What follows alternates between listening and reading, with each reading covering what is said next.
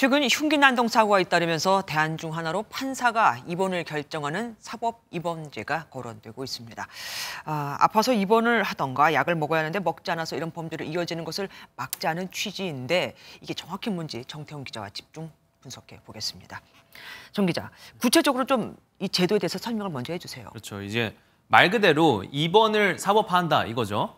그 범죄 위험이 큰 중증 정신질환자들에 대해서 본인의 의사와 관계없이 법원의 판단으로 입원 여부를 결정하는 겁니다. 현행법은 강제 입원을 시키기 위해서는 보호 의무자 2명, 그리고 서로 다른 병원의 전문의 2명의 동의를 받아야 하는 등 조건이 까다롭거든요. 네. 조기에 치료를 잘 받고 유지를 한다면 그런 취약성들이 좀 큰 도움이 될 텐데 거기에는 이제 많은 주위의 도움이 필요하죠. 이렇게 가족이나 의사에게 책임 부담을 지게 할 게 아니라 이 사법기관이 역할을 맡자 이런 취지입니다.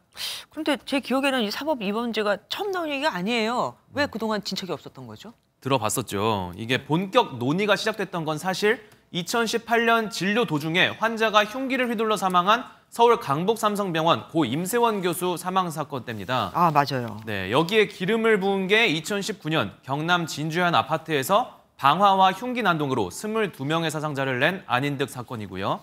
안인득의 경우에는 범행 한 달 전에 가족이 정신병원에 입원시키려다 실패한 정황까지 드러나기도 했었는데요. 네. 결국 국회에서 가정법원이 입원 심사를 하게 하는 개정안이 발의가 됐었지만 국회 문턱을 넘지 못했었던 거죠. 네. 앞선 2016년에도 헌법재판소가 개인의 동의 없는 정신병원 입원에 대해 위헌 결정을 내리기도 했었고요. 일단 정부에서 사법 입원제를 도입을 검토하겠다 이건데 그러면은 이렇게 얘기를 했으니까 강력하게 추진이 될까요? 네, 이번 서현역 칼부림 사건에서 정신질환을 앓던 최원종이 치료를 거부했었다는 사실이 전해지면서 사법입원제 목소리가 다시 높아진 거죠.